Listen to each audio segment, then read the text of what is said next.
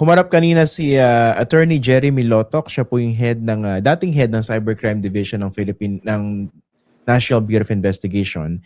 And at the outset, nilatag po ng prosecution yung goals kung bakit nila ipinapresenta ito. Lista ko lang po para sa mga viewers natin.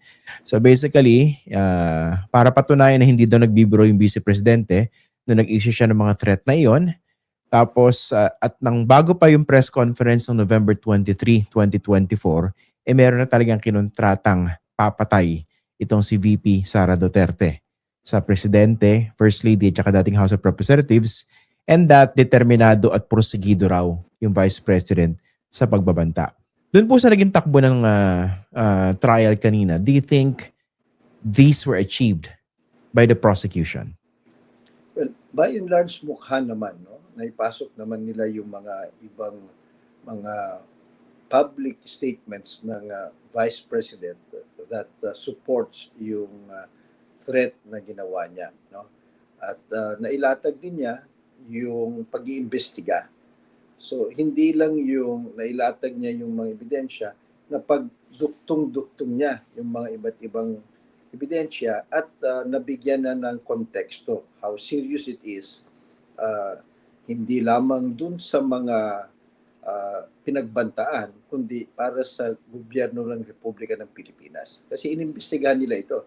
Gumugol sila ng oras at resources para imbestigahan. At in-explain din niya kung bakit from a professional investigator's point of view and somebody in the administration of justice or even involved in security matters, bakit ito mahalaga at seryoso. So, nagtagumpay naman siya at nasagot naman niya ang karamihan ng mga questions, except perhaps yung mga detalye, ng mga nitty-gritty ng mga dates ng affidavit, which are really peripherals. With respect to the main agenda ng prosecution at dun sa charge na kung saan siya nagtetestigo, mukhang nagawa naman. Okay. Sa tingin nyo, kung naggawa ng prosecution, saan nagkulang naman yung defense? Well, alam mo, Christian kasi at mga kababayan, yung abogado kasi hindi naman magikero yan eh.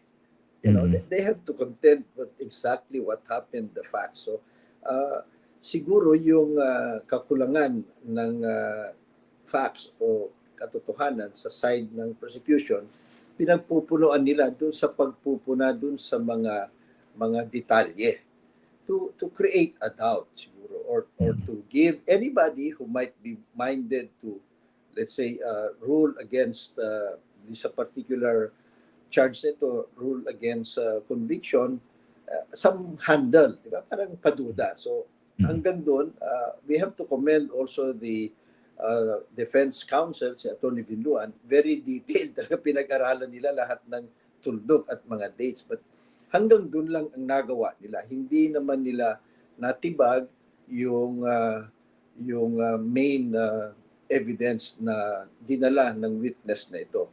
At merong isang katanungan na nag-hesitate siya, but he had to support the theory of the defense nung tinanong siya so tinatanggap nyo na merong threat pero freedom of speech lang yan. Kasi yun yung nakasulat sa answer. Yeah. Hindi siya sumagot doon. Ang sabi niya, yung hindi, ipoprove namin later on. So, that was an attempt really to bring back as should be yung usapin tungkol dun sa main issue.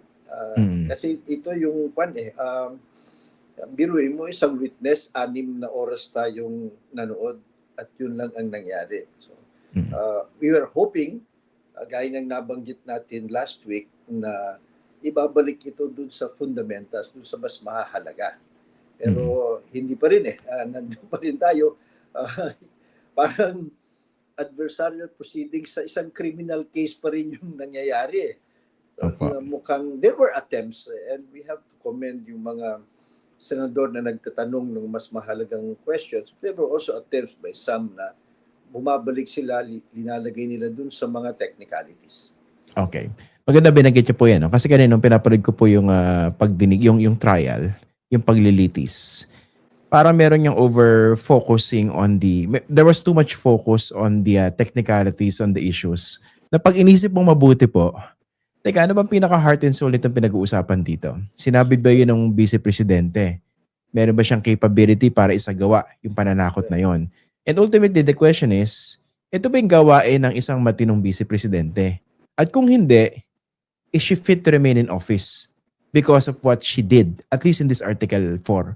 Sa akin po ganun kasimple, di ba? Pero kanina parang hindi siya na-highlight at the start, hindi po ba? Pero there were certain, I think certain senator judges who wanted to push that main point, hindi po ba?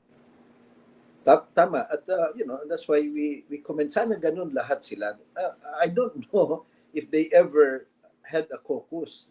Kasi di ba last week, obvious yung division nila at nakikita. Hindi yan nakakatulong for the credibility of the process na kung mismo yung mga huwes, mga hukom, ay nakikita yung division nila along political lines or yung paniniwala nila. But sana nag-usap man lang sila para ibalik nila doon.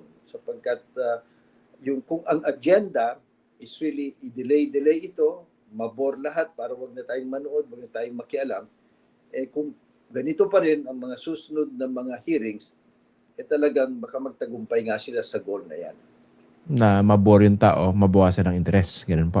Opo. At saka, what is also sad is, dahil of course, it's the right of the defense or any lawyer to chip away from the credibility or accuracy or any defect of any kind of evidence. But ang mahirap po kasi dyan, kung titignan natin yung social media, yung mga trolls ginagamit nila yan to condition the minds of other people. So kung mismo nga yung abogado nabobore na but kami nakakaintindi kami, alam na namin yung mga, pero yung ordinary 99% of our people wouldn't understand. So kung anong ibabato ng mga sound bites ng mga trolls, nagpapaniwala ang taong bayan at baka nga bababa yung level ng ating vigilance, yung ating level of tolerance or demand for accountability. Yung bang baka rin tatanggapin na lang natin, okay na yan kasi may mali naman sa date Parang gano'n. Yung meron ganyang klaseng narrative which will be very unfortunate because we miss the big picture, which is the function sana of impeachment case. Kung minsan binabalik pa nila na yung due process of law, yung no one can be deprived of life, liberty, or property without due process. So yun daw due process kasi question din lahat yan. Nakakaligtaan natin na ang nakasalalay dito is not the life, the liberty, or property of the Vice President. Yeah. It's the privilege to serve our people being an elected official. So hindi ho yan pag-aari, hindi ho naman siya makukulong o magmumulta dito Tatanggalin lang siya dun sa pwesto niya kasi nga nagtaksil siya dun sa sinumpaang trabaho niya na pag ikaw ay hinalal, whether 32 million or 50 million Filipinos or 5 million, hinalal ka para magsilbi sa taong bayan at maging tapat sa konstitusyon. Ano ang sinasabi ng konstitusyon? Dito sa ating republika, we don't take the law in our own hands. Kung meron tayong alitan, problema, ipaubayan natin sa batas. Huwag tayong papatayin ng tao, huwag tayong mananakit, huwag tayong gagawa ng mga beyond the ambit of law. Yun lang kasimple sana So, I hope na in the future, unti-unting na ibabalik dyan para hindi madiskaril at hindi malihis yung usaping ito at we can move on as a better country. Okay, dito po kasi iniisip ko rin yung kalagayan o sitwasyon nitong defense team. Of course, they have a job to do for their client who is the Vice President. Pero kung pag-uusapan kasi Article 4 at gagamit tayo ng common sense bilang isang tao, yung Vice Presidente naman talaga nagsabi noon. Diba? Hindi naman siguro AI yun at hindi naman yun dito impersonator. That was the Vice President talking.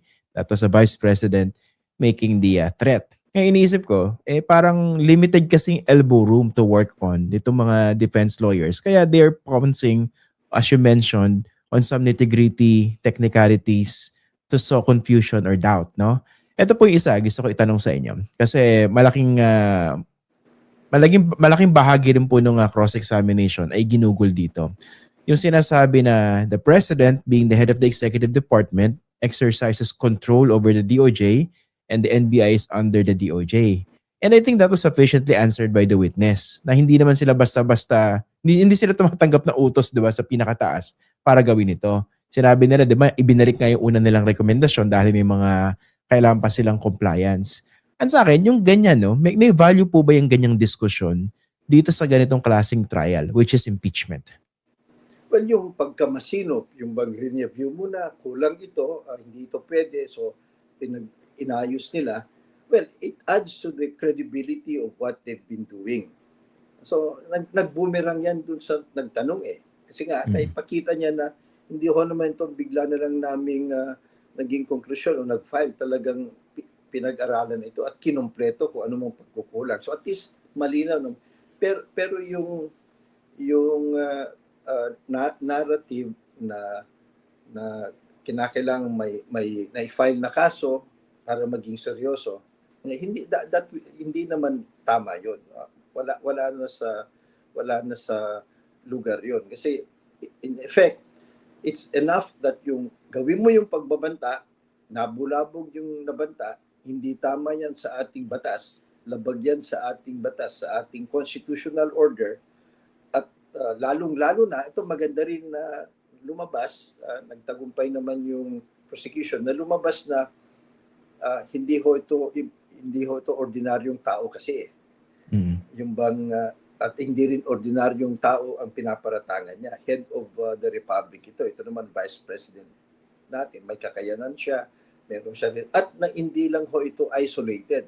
Meron ng ibang mga pinagsasabi at ginawa na pag ikabit mo dito, credible nga yung threat. So, I think yung mga ganyan na pagtatanong sa mga detalye, and that's why we always caution ourselves as lawyers na be careful with kung magtanong ka kasi you cannot control the answer. At kung minsan, imbes na akala mo nakakatulong ka dun sa isang panig, nagiging mas lumalalim yung pagkadiin sa kanila. So I think it happened in this particular instance.